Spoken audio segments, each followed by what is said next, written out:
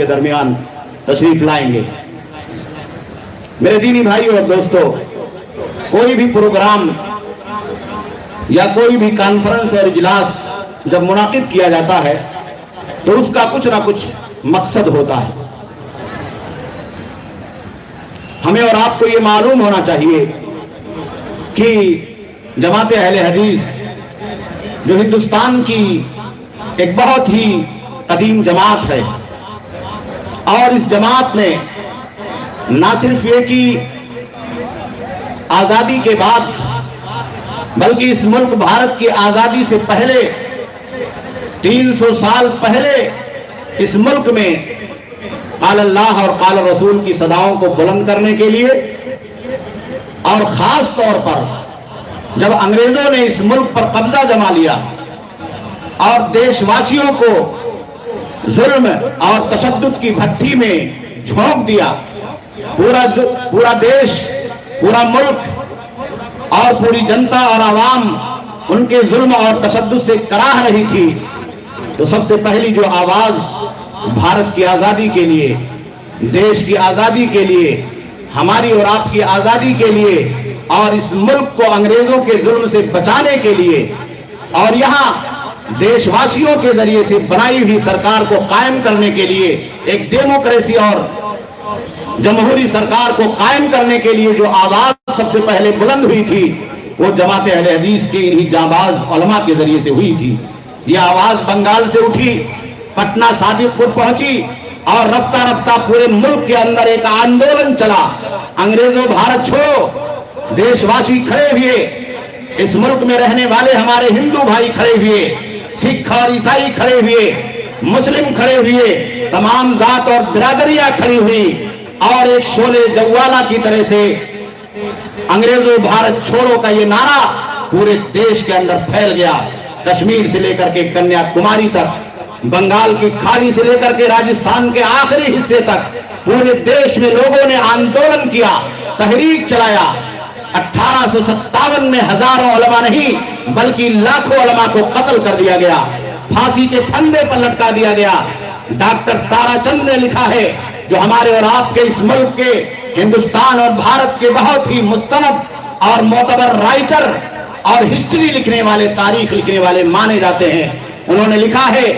کہ جماعت اہل حدیث کے کم و بیش 5 لاکھ علماء کرام نے اس ملک کی آزادی کے لیے 1857 میں قربانیاں پیش کی۔ بہت سارے لوگوں نے قربانیاں پیش کی، تمام برادران وطن نے قربانیاں پیش کی، دیش واسیوں نے قربانیاں پیش کی، مختلف تنظیمیں قائم ہوئی جو انگریزوں کے خلاف کھڑے ہوئے۔ 100 سال تک یہ لوگ آگ اور خون کی ہولیوں کے اندر جلاتے رہے، اور ان کے خلاف ظلم اور تشدد کیا جاتا رہا۔ کالا پانی بھیج دیا گیا، جزائر انڈومان اور نکوبار بھیج دیا گیا،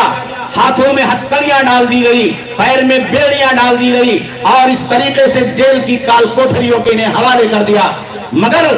100 سال کی یہ لمبی تاریخ اور ہندوستان میں علماء کی تاریخ، یہاں کے دیش واسیوں کے جانبازی اور قربانی کی تاریخ کبھی ہمیں اور آپ کو فراموش نہیں کرنا چاہیے۔ کندھے سے کندھا ملا کر کے ایک ایک فرد نے، ایک ایک بچے نے انگریزوں کے خلاف آواز بلند کی۔ ان کے گھروں پر بلڈوزر چلائے گئے، ان کے بچوں پر بلڈوزر چلائے گئے، ماں اور بہنوں کو قتل کیا گیا، بستیوں کو تہہ تیغ کیا گیا، دھرمشالاؤں کو ختم کیا گیا، مسجدوں اور مندروں کو ختم کیا گیا۔ لیکن یہ آندولن نہ رکا، نہ تھما، یہ 100 سال کی ایک جد و جہد اور قربانیوں کی مثال لیتے ہوئے آگے بڑھتا رہا۔ ایک وقت آیا، انڈین نیشنل کانگریس بنی، جمعیت الاحرار بنی، اور وہ تمام تنظیمیں بنی جن لوگوں نے اس ملک کی آزادی کے لیے اپنا سب کچھ قربان کر دیا۔ مولانا ابوالکلام آزاد اٹھے، میاں سید نذیر حسین محدث دہلوی کے تلامذہ اٹھے، اور ان لوگوں نے پورے ملک میں گھوم گھوم کر کے لوگوں کو دیش کی آزادی کے لیے جگایا۔ نتیجہ یہ ہوا کہ تمام لوگوں کی قربانیوں اور ان کے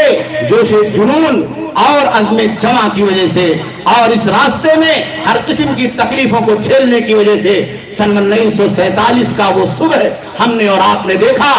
جس میں ہمارا اور آپ کا یہ ملک انگریزوں سے آزاد ہو گیا۔ مولانا ابوالکلام آزاد علیہ الرحمہ زندہ تھے، جنہوں نے 50 سال کی لمبی تاریخ میں اس بھارت کی آزادی کے لیے ملک کے کونے کونے میں اپنا خون اور اپنا خون جگر پیش کیا تھا۔ اسی مہاراشٹر کے احمد نگر کے قلعے میں مولانا آزاد کو قید کر دیا گیا، مولانا آزاد کو جیل کی کال کوٹری کے اندر بند کر دیا گیا، لیکن یہ سلسلہ نہ رکا نہ تھما۔ جب ملک آزاد ہو گیا تو سب سے پہلے مولانا ابوالکلام آزاد علیہ الرحمہ کو اس بھارت کا پرتھم وزیر تعلیم، پہلا وزیر تعلیم بنایا گیا۔ 1958 تک اس ملک میں تعلیم اور ایجوکیشن کے تعلق سے سب سے بڑی پلاننگ کرنے والے جو وزیر تھے وہ ہماری اور آپ کی جماعت کے ایک سیاسی سپوت ہی نہیں، ایک دینی سپوت ہی نہیں، بلکہ آزادی کے حوالے سے اس ملک کے تمام آندولنوں میں، تمام تحریکوں میں شرکت کرنے والے اور پورے ملک کو بھائی چارہ، قومی یکجہتی کی تعلیم دینے والے، تمام سماج سے نفرت اور فساد کے نظریات کو مٹانے والے، امن اور سلامتی کو پھیلانے والے مولانا ابوالکلام آزاد علیہ الرحمہ تھے، جن کو پہلا وزیر تعلیم بنایا گیا۔ جماعت اہل حدیث انہی پرکھوں اور انہی بزرگوں کی میراث ہے اور انہی کے نقش قدم پر چلنے والی ہے، اور انہی کے قربانیوں کا حوصلہ، انہی کے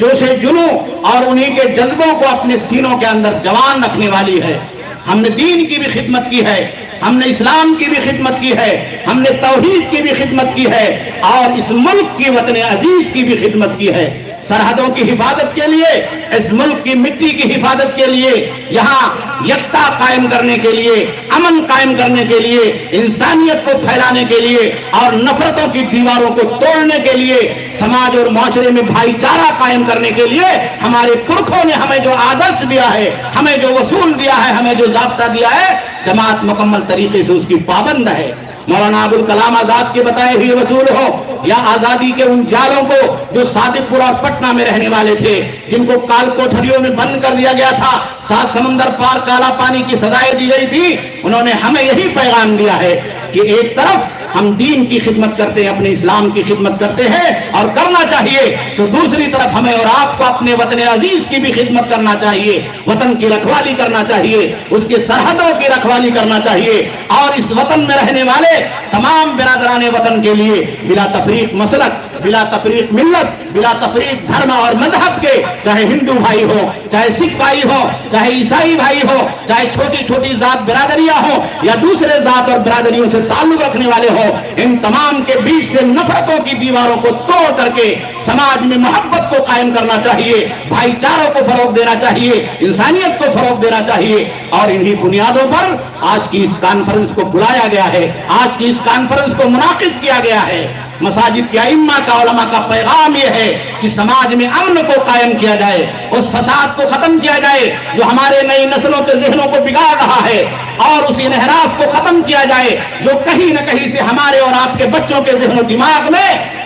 اور امن کو توڑنے کے تعلق سے نہ جانے کہاں کہاں سے لا کر کے لانچ کیا جاتا ہے۔ میرے بھائیوں، میں آپ کو بتا دوں،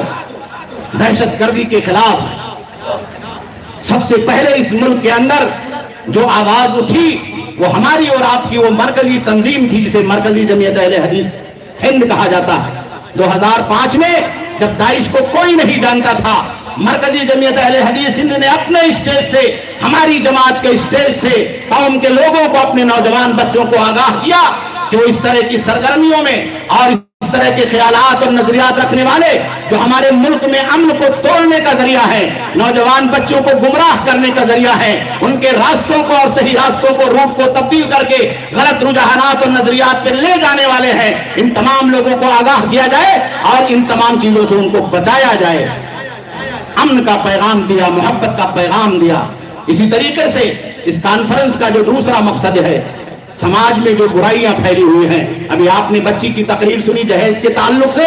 ان برائیوں کے خلاف بھی ہمیں اور آپ کو کھڑا ہونا ہے۔ نشہ خوری اور ڈرگس کا جو ماحول سماج کے اندر بنایا جا رہا ہے، پھیلایا جا رہا ہے، نئی نسلیں گمراہ ہو رہی ہیں، چھوٹے چھوٹے بچے گمراہ ہو رہے ہیں، نشے کی گولیاں، نشے کا انجیکشن، نشے کی دوائیاں، نشیلی چیزیں پان کی پٹیوں پر فروخت کی جا رہی ہیں۔ آج میں پوری ذمہ داری کے ساتھ آپ کو یہ بتا دینا چاہتا ہوں کہ یہ اسٹیج پر بیٹھے ہوئے علماء مدرسے کے حجروں میں اور مسجد کے ممبروں سے یہی پیغام دیتے ہیں کہ یہ جو نشے کی چیزیں سماج اور معاشرے میں پھیلائی جا رہی ہے، یہ ہماری